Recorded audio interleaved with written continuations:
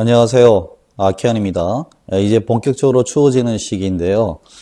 현장에서는 벌써 급열 보양을 진행 중인 것으로 생각이 됩니다. 해서 동절기 콘크리트 공사 중에서 초기에 가장 중요한 부분인 미국 기준과 우리나라 시방 기준을 좀 근거로 짧게나마 좀 살펴보는 시간을 좀 갖도록 하겠습니다. 그 실무와 시험에 동시에 사용할 수 있는 짧은 그 기술 동영상을 앞으로 계속 올릴 예정이니까 앞으로도 많은 관심을 좀 부탁드리겠습니다. 오늘 드릴 말씀은 한중 콘크리트의 기본에 있어서 초기 동에 대한 내용입니다. 그 내용에서 보면 일단은 동이라는 것은 얼어서 이제 피해를 입었다는 뜻이잖아요. 그러니까 그렇기 때문에 그러면 콘크리트가 과연 얼마 온도에 얼까요? 0도에 얼지는 않겠죠. 그래서 아마 정확하게 모르시는 분이 좀 계신데 우리가 이론상 볼 때는 마이너스 0.5도에서 2도 정도, 마이너스 2도 정도에 온다고 보고 또 어떤 자료들은 그냥 마이너스 1도 옵니다. 이렇게 간단하게 명기된 자료도 있긴 합니다. 그래서 이제 뭐 그렇게 해서 마이너스 0.5도에서 마이너스 2도니까 영하에서 조금 더 내려가면 그냥 온다 이렇게 생각하면 되겠죠. 그래서 이제 초기 동해에 대한 정의를 보면 이제 충분히 경화되지 않는 상태에서 이제 얼 경우에는 그것이 융해되고 반복이 되는 과정이 있습니다. 얼고 다시 녹고 그렇게 하다 보면 초기 강도를 확보하지 못하면 나중에 전체적인 28일 압축 강도와 내구성을 확보하지 못하는 그런 문제가 되죠. 네, 그런 것을 우리가 초기 동해를 한다 이렇게 이야기를 하게 됩니다. 여러분도 잘 알다시피 물을 이제 그릇에 넣고 올렸을 때는 이게 좀 깨질 수도 있잖아요. 유리 그릇에 넣고 이렇게 보면 이제 물은 이제 얼게 되면 팽창을 합니다. 이게 가장 큰 문제죠. 그래서 우리가 보면 약 한 9% 정도 이제 팽창을 한다고 좀 보고 있는데 굉장히 작지 않은 치수입니다. 그래서 이제 이런 부분에서 이 문제가 발생되기 때문에 우리가 콘크리트 내에 있는 뭐 물 또는 잉여수 이런 것들을 어떻게 이제 처리를 하느냐가 중요하겠죠. 그래서 실질적으로 이거를 좀 자료를 보면 그 콘크리트가 이제 타설 중에 어느 부분도 있고 타설 이외에도 어느 부분이 있는데 그런 물기가 보이지 않는 눈에 보이지 않는 조그마한 모세관 같은 곳에서 계속 얼었다가 풀어졌다가 반복이 됩니다. 그래서 어떤 자료들을 보면 실질적으로 우리가 낮에는 좀 풀어져 있다가 저녁에 동결되고 이게 반복이 되는 것도 있지만 아주 짧은 시간을 가지고 이제 하루 중에서 계속 동결과 이제 그 해동을 이게 반복하는 그런 사이클이 좀 있어요. 그래서 이제 그런 것도 있기 때문에 이렇게 되면 사실은 이거는 뭐 사실 콘크리트가 제대로 이렇게 양생이 되어서 강도가 나오기 어렵다고 보는 거죠. 자, 이제 여기서 좀 우리가 좀 짚고 넘어가야 될 부분이 있는 게 과연 그러면 겨울철에는 콘크리트 절대 못 치냐? 그건 아니죠. 자, 일단은 이 내용은 이제 잘 보시면 기온이 좀 낮으면요. 수화 반응이 아무래도 좀 늦습니다. 근데 그렇게 되면 수화 반응이 늦다는 것은 경화가 좀 늦다는 뜻이거든요. 근데 이게 늦기 때문에 문제는 되진 않아요. 요게 천천히 경화가 되더라도 경화되는 그 과정을 통해서 나중에 28일 소요 강도인 설계 기준 강도인 28일 압축 강도를 얻어내면 되는 것입니다. 문제는 뭐냐면 이게 초기에 동결 융해로 인한 체적 팽창 때문에 이게 제대로 된 어떤 수화 반응이 일어나지 못하고 경화가 되지 않으면서 내구성 저하가 되는 그런 문제가 발생돼요. 그렇다면 회복이 안 되거든요. 결론을 말씀드리면 뭐냐면 두 가지입니다. 첫 번째는 초기 양생 온도를 유지하는 거하고 강도를 확보하는 게 제일 중요합니다. 그래서 이 부분이 왜 그리 중요한지 한번 근거를 좀 살펴보도록 할게요. 여기 보시면 우리나라의 지금 그 KCS 기준 같은 경우는 사실 이제 콘크리트 학회에서 이제 많이 이제 넣어서 이제 그 한국 건설 기준에 이렇게 들어가 있는데 사실 그 기준이 어느 기준을 많이 가져오셨냐면 사실 미국 기준을 가져왔습니다. 그래서 ACIL에서 미국 콘크리트 협회 기준을 가져왔거든요. 근데 거기에 이제 제가 이제 내용을 찾아보면 이게 이제 동결 융해에 대한 저항성에 대한 부분이 있어요. 그래서 영어로는 아주 간단하게 표현되어 있지만 그래서 이게 5,000 psi 이걸 이제 계산을 하면 3.5 메가파스칼 나옵니다. 좀 이따가 이제 계산하는 건 보여드리겠는데 요런 어떤 그 ACI 기준이 있어요. 318-19. 요 기준이, 이게 좀 두툼한 어떤 이렇게 PDF거든요. 이게 뭐, 이렇게 전 세계적으로 공개가 되고 있습니다. 근데 요 내용을 좀 찾아보면, 이 전제 조건이 이제 1%의 공기량이 허용하는 기준에서의 어떤 이퀄된 부분, 이렇게 상하는 부분이라는 전제 조건이 있긴 하지만, 일단은 뭐라고 되어 있냐면, 이 동결용에 대한 저항성이 확보된다로 되어 있습니다. 어떨 때? 예. 여기 5000 PSI가 되었을 때라고 이야기되어 있어요. 예, 그 나머지 부분은, 그래서 제가 좀 찾기가 어렵더라고요. 그래서 아마 여러분들 중에서 뭐, 요런 자료 보시고, 그런 근거가 더 있으시면 한번 저한테, 이렇게 댓글로 한번 올려주셔서 좋겠는데, 저는 계속 찾아봐도 이것밖에 없었습니다. 그래서, 5000 PSI가 뭐냐면, 계산을 해보면 1psi가 약 6,900메가파스칼이니까 요 계산해보면 실제로 3.44 메가파스칼 정도 돼요. 그게 3.5 메가파스칼인 거죠. 그래서 우리가 인터넷이나 뭐 다른 자료들 보면 미국 기준은 3.5 메가파스칼이라고 되어 있는데 실제적으로 미국은 이제 메가파스칼 기준을 잘 안 쓰기 때문에 그래서 5,000 psi로 이제 표현되어 있다. 이렇게 좀 알고 계시면 조금 이렇게 좀 재밌는 어떤 내용을 좀 알고 계신다. 이렇게 볼 수 있겠죠. 그래서 거기에 대한 내용이 동결 및 해동 주기에 대한 저항성이 높다. 이렇게 지금 적어 놨습니다. 예. 그래서 제가 뭐 굳이 영어를 해석하고 읽기보다는 그렇게 보시면 될 것 같고요. 그 다음에 그러면 우리나라 기준은 뭘까요? 우리나라 기준 이걸 갖고 왔어요. 그래서 이제 KC에서 시방서 기준의 초기 발행 강도에 대한 언급이 있죠. 뭐 여러분 다 잘 알 겁니다. 몇 메가파스칼일까요? 예, 5메가파스칼 기준이죠. 그래서 이제 그러면 이게 무슨 기준, 어떤 그 관계가 있느냐?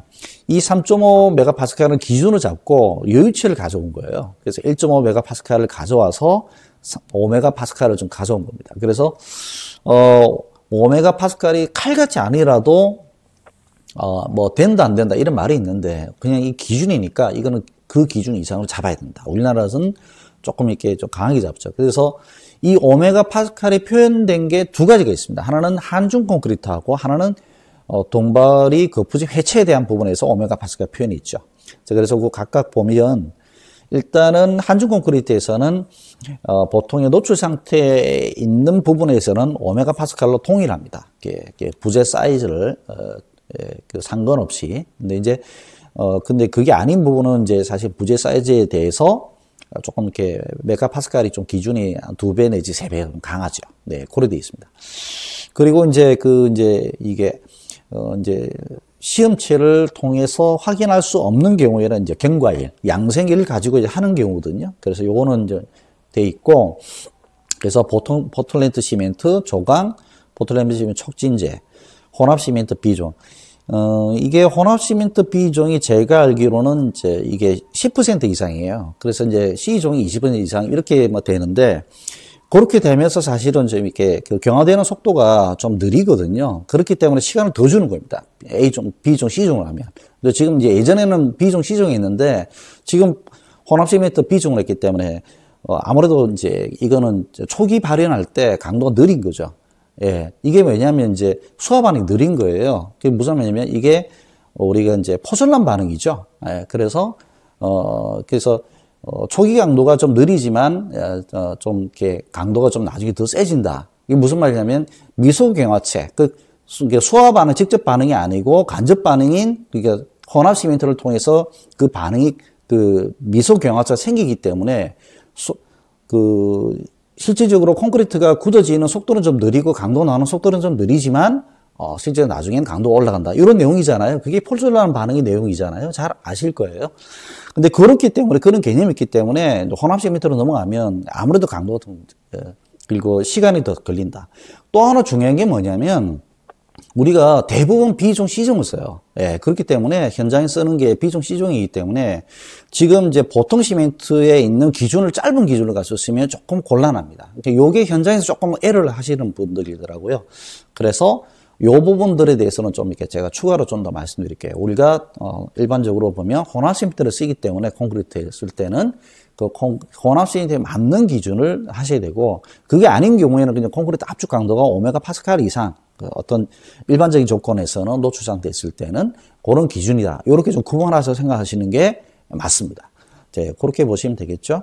그 다음에 이제 여러분 너무 잘 아시는 이제 거푸집 동발의 해체 시기 같은 경우는 뭐 기둥보 벽에 있는 바닥이 아닌 부분에서는 이제 옆에 부분에서 오메가 파스칼 이상이 되면 어떻게 돼요?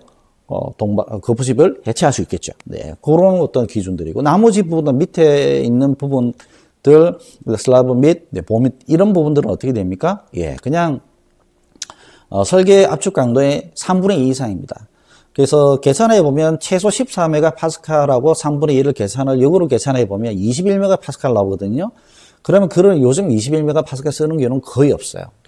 적게 써도 24, 27이고 요즘 그 내화성 기준이 강화된 일반 그 아파트 같은 경우에는 어떻게입니까?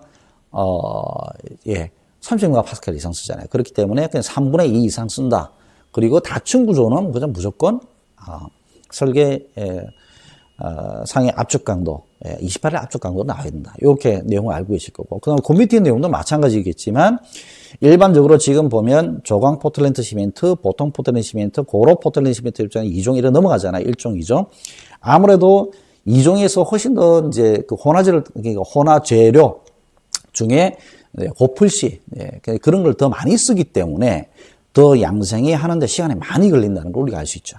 그래서 옛날 기준을 봤을 때는 좀 이렇게 이렇게 자꾸 이제 바뀌고 있으니까 지금 현재 있는 KCS 기준을 꼭 기억하시고 이 기준에 맞춰서 공부를 하시고 또 이렇게 또 현장에 쓰시거나 아니면 답안으로 기술사 공부하실 때 좀 참조를 하시길 바라겠습니다.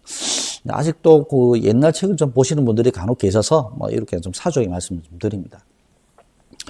자, 이제 콘크리트 공사에서 이제 온도에 대한 내용을 좀 간단하게 좀 짚고 넘어가면 우리가 물이 흐르는 온도가 이제 그 0도죠. 예. 네, 그렇게 되어 있는데 0도 C라고 되어 있습니다. 그렇게 보면 요거를 이제 위아래로 두고 일단은 온도를 좀 생각해 보면 우리가 높이 볼 때는 10도가 하나 있고 그 다음에 4도가 있고 그 다음에 밑으로 내려가는 마이너스 3도가 있어요. 마이너스 3도는 뭐 제가 명기를 해놨는데 무조건 얼음 구간이에요. 아까 말씀드린 것처럼 우리가 마이너스 0.5도에서 마이너스 2도니까 마이너스 3도 되는 거는 무조건 언더가 보는 겁니다. 이거는 뭐 알지 않으면 희한한 거죠.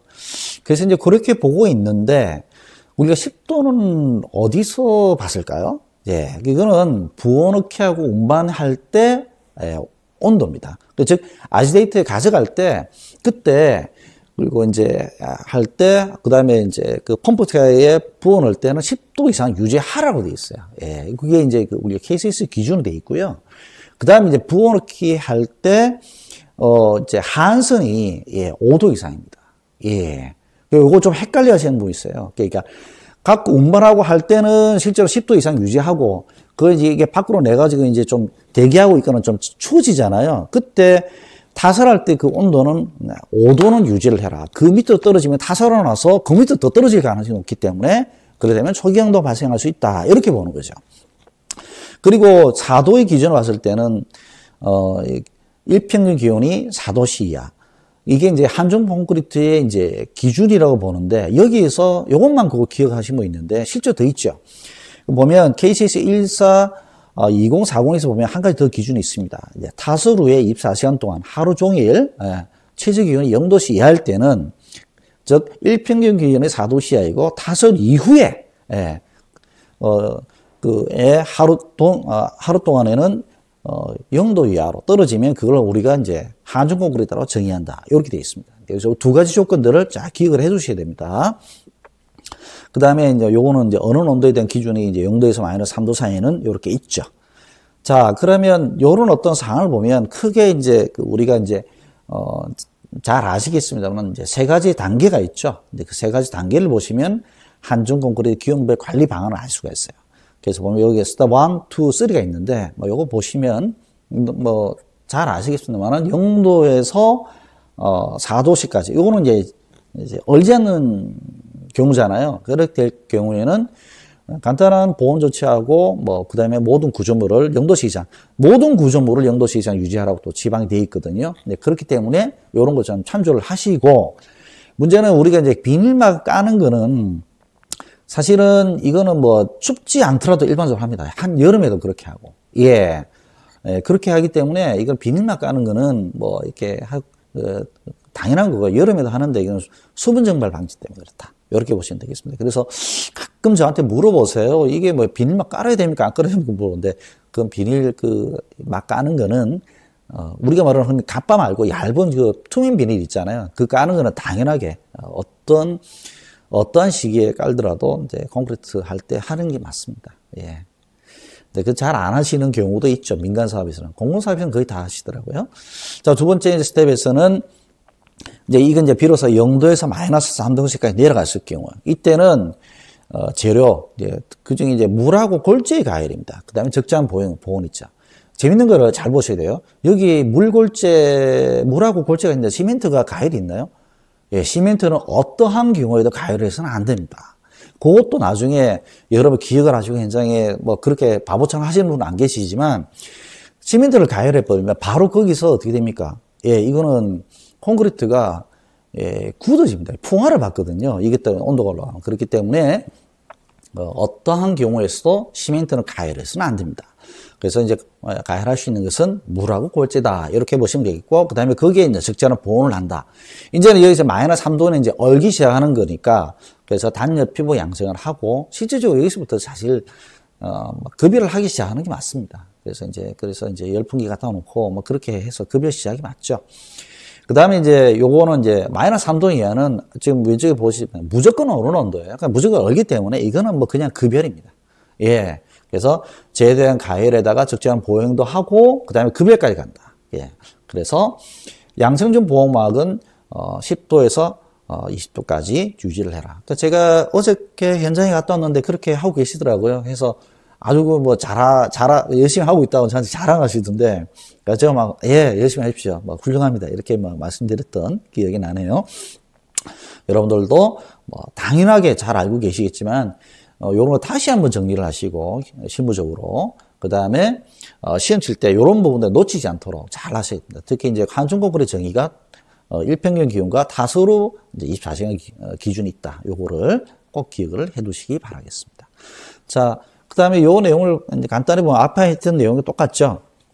여기 보면, 그냥 뭐, 심심해서 제가 갖고 있는 사진 좀 넣어봤어요. 예, 그래서 보면 요게 이제 제가 찍은 사진인데 제가 관리하는 현장이에요. 이거는 그 공공발주의 공동주택이거든요. 그래서 이거는 평상시 제가 몇 달 전에 찍은 거죠. 막 늘 이렇게 비닐 막을 깔아서 보양을 하고요.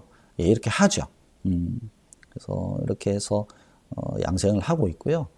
그 다음에 이제 그 최저 기온이 이제 0도씨 이하로 떨어질 때는 이렇게 해서 이제 일단은 보양제를 이용해서 이제 칩니다. 이 위에서 이렇게 치는 경우도 있고, 요즘에는 뭐 캐노피 올려가지고 뭐 이렇게 트러스까지 만들어서 하는 경우도 있고, 아주 이렇게 인터넷 조사나 아니면 다른 어떤 보고서 내용도 보면 뭐 대단하시더라고요. 근데 모든 현장이 이렇게 여유있게 할 수 있는 현장이 없기 때문에 뭐 지금 사진에 나오는 듯이 이렇게만 해도 뭐 충분하게 열심히 하시는 거로 좀 보여지고요.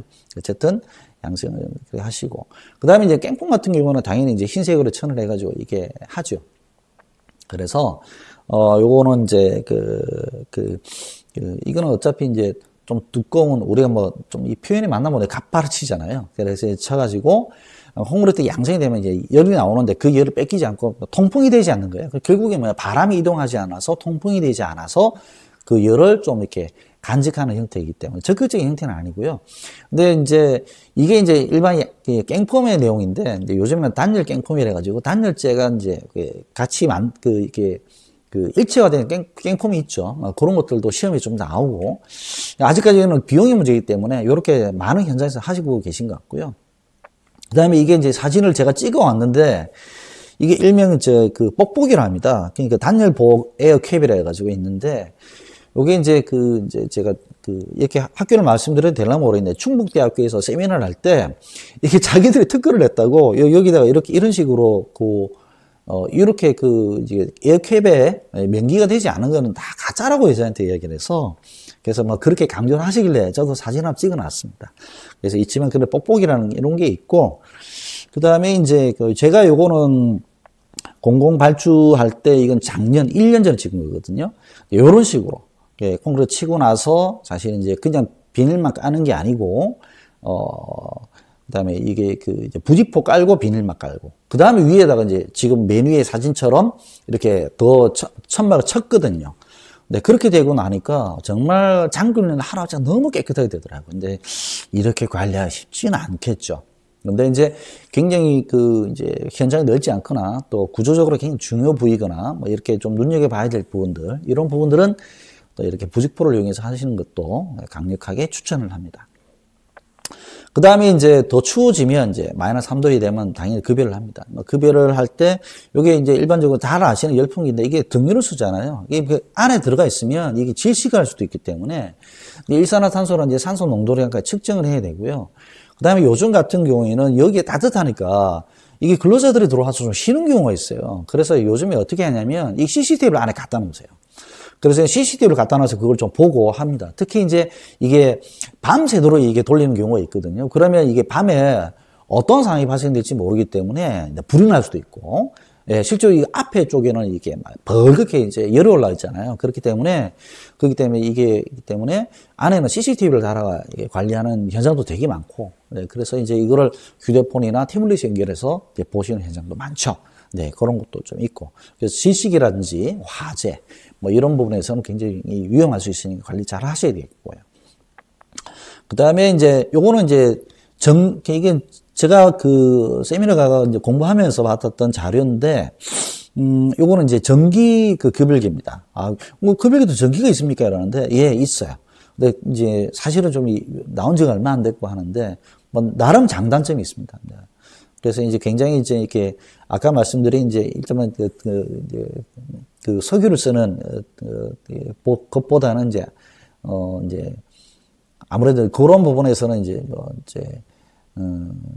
좀 더 나은 부분이 있긴 하죠. 예. 그래서 이런 부분도 좀 있더라. 뭐 이렇게 그냥 설명만 하고 넘어가겠습니다. 자, 그 다음에 이제 콘크리트 이제 결론 부분입니다. 그래서 초기등의 원인이 뭐냐? 이렇게 하면 답을 쓰실 수가 있어야겠죠. 네, 그렇다면 이런 겁니다. 그래서 좀 보통 뭐 보면 한 3개, 한 4개, 5개만 쓰시는데 제가 좀 모아서 썼습니다. 그래서 일단 물시멘트비가 큰 경우 60% 초과돼 있어요. 이게 60% 미만으로 맞춰라 돼 있습니다. 그래서 이제 그런 게 있고, 흡수율이 큰 골재, 그런 물을 많이 품고 있기 때문에 얼 가능성이 높죠. 네, 그렇기 때문에 그런 것들. 그 다음에 기온의 영향, 물이 연다든지 골재, 뭐 그런 거 있죠. 그러면은 아까 말씀한 3단계를, 스텝 3개를 가지고 이제 그 단계별로 하셔야 되고, 그다음에 콘크리트 균열부의 수분 침투. 요거는 나중에 좀 말씀드리겠지만, 이게 이제 중에 이제 블리딩 수해가 이제 아예 오는 경우가 있어요. 이래 되면 이것도 좀 문제가 있거든요. 특별하게 이름이 있는데, 그건 나중에 설명드리고, 부적절한 혼화재, 우중 적설 시 콘크리트 다설미 가수.